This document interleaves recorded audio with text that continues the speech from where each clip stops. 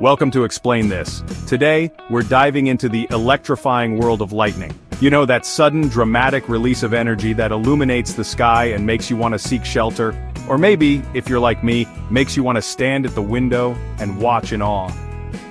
Lightning is one of nature's most spectacular displays of raw power, and yet how much do we really understand about it? Ever wondered what really happens when lightning strikes? How it forms high up in the atmosphere, or why some places seem to be struck more often than others? Stay tuned, because in this episode we're going to break down the science behind lightning, exploring everything from its formation to its incredible power and even touch on the tantalizing possibility of harnessing its energy.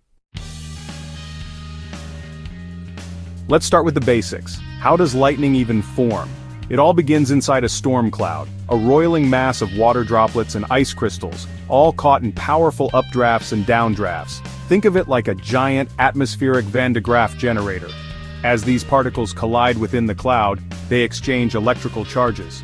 Lighter particles, like tiny ice crystals, tend to gain a positive charge and get swept upwards towards the top of the cloud. Meanwhile, heavier particles, like those larger water droplets, gain a negative charge and plummet towards the bottom of the cloud.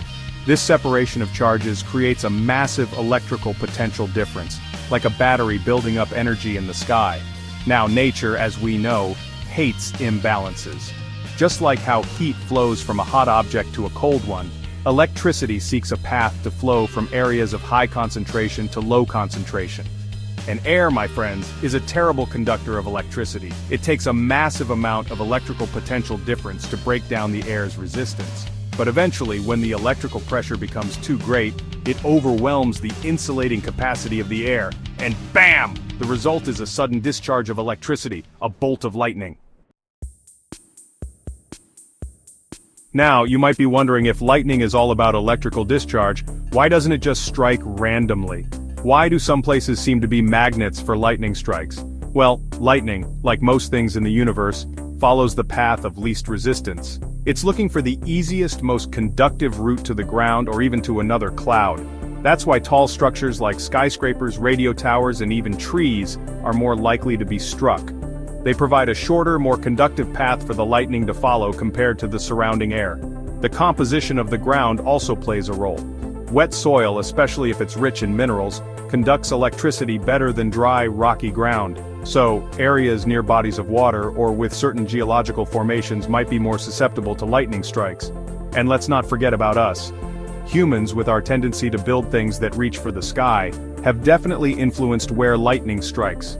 Think about golf courses with their metal flagpoles, or open fields where a lone tree becomes a lightning rod. But it's not just about height or conductivity. The shape, and even the surrounding environment of an object, can influence the path of a lightning bolt. It's a complex interplay of factors, and while we can predict general areas of risk, pinpointing the exact location of a lightning strike is about as difficult as predicting where a single raindrop will fall, which is to say pretty darn difficult. Okay, let's talk about the sheer power of lightning. We're not just talking about a spark you get from rubbing your socks on the carpet. A single bolt of lightning can carry an average of 300 million volts and 30,000 amps. To put that in perspective, that's enough energy to power a 100-watt light bulb for about 3 months. And that's just the average. Some superbolts have been measured carrying over 1 billion volts. But it's not just the voltage and amperage that's impressive. The temperature of a lightning bolt is mind-boggling. We're talking about 50,000 degrees Fahrenheit. That's 5 times hotter than the surface of the sun. This intense heat is what causes the air around a lightning bolt to rapidly expand, creating the sonic shockwave we experience as thunder. And it's this heat that can melt sand, fuse rock, and even create strange glassy formations called fulgurites when it strikes the ground.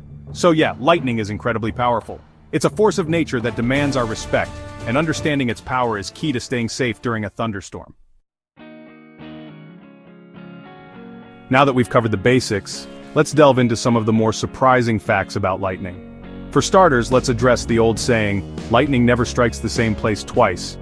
Well, I hate to break it to you, but that's just not true. Lightning can, and often does, strike the same place multiple times, especially if it's a tall, conductive structure. In fact, the Empire State Building gets struck by lightning an average of 25 times per year. So much for that myth. Here's another shocker. Lightning doesn't just strike from the sky down. It can also strike from the ground up. This is more common with taller structures, where the positive charge at the top of the structure can actually initiate an upward strike towards the negatively charged cloud base. And did you know that lightning can even occur in volcanic eruptions? It's true. The ash and debris ejected from a volcano can create the perfect conditions for static charge separation, leading to volcanic lightning. It's a phenomenon that adds an extra layer of awe and terror to an already impressive natural event. Oh, and one more thing. While most lightning occurs within a cloud or between a cloud and the ground, it can also travel horizontally for miles, striking far from the storm's center. So, even if you think you're at a safe distance from a thunderstorm, it's important to remember that lightning can be unpredictable and dangerous. You can't talk about lightning without mentioning its thunderous companion. But what exactly is the difference between lightning and thunder? Well, think of it this way. Lightning is the action, and thunder is the sound effect.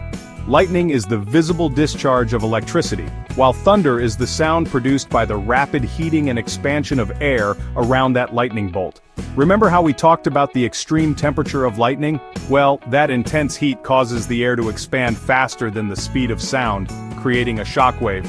That shockwave then travels through the air, bouncing off the ground and other objects, creating the rumbling, booming sounds we associate with thunder. The reason we see lightning before we hear thunder is simple. Light travels much faster than sound. In fact, you can use the time difference between seeing lightning and hearing thunder to estimate how far away a storm is. Just count the number of seconds between the flash and the boom and divide that number by 5. The result is the approximate distance to the lightning strike in miles. It's a handy trick to have up your sleeve, especially if you're caught in a thunderstorm. Lightning represents a tremendous amount of energy. So, it's only natural to wonder, can we harness that energy? Could we use it to power our homes, our cities, our world? Well, the idea of capturing and using lightning energy has been around for centuries, captivating the imaginations of scientists and dreamers alike. The challenge, however, lies in the unpredictable and fleeting nature of lightning. It's incredibly difficult to predict where and when lightning will strike, and even if we could, capturing that energy in a split second and storing it safely is a monumental task. Current technology simply isn't up to the task. Lightning bolts discharge a massive amount of energy in a very short amount of time, making it difficult to capture and convert that energy efficiently. But that doesn't mean we should give up on the idea entirely. Researchers are exploring various approaches, from using lasers to create virtual lightning rods to developing supercapacitors that can handle the rapid discharge of energy. While we're not quite at the point of plugging our homes into thunderstorms, the pursuit of harnessing lightning energy continues to spark innovation and push the boundaries of what's possible. Lightning is a breathtaking phenomenon, but it's also a powerful force of nature that demands our respect. So what should you do if you find yourself caught in a thunderstorm? First and foremost, seek shelter immediately. The safest place to be is indoors, away from windows, or in a hardtop vehicle. Avoid open fields, tall trees, water, and metal objects, as these can all increase your risk of being struck by lightning. If you're caught outdoors and can't reach shelter, try to find a low-lying area, away from isolated trees. Crouch down low to the ground, minimizing your contact with the earth. And remember, if you can hear thunder, you're within striking distance of lightning. Lightning can strike up to 10 miles away from the center of a thunderstorm, so don't wait for the rain to start before seeking shelter. It's always better to be safe than sorry. After all, as much as I love a good lightning show, I'd much rather observe it from the safety of my living room. Thanks for watching this episode of Explain This. If you enjoyed learning about lightning, don't forget to like, subscribe, and hit the bell icon for more fascinating science content.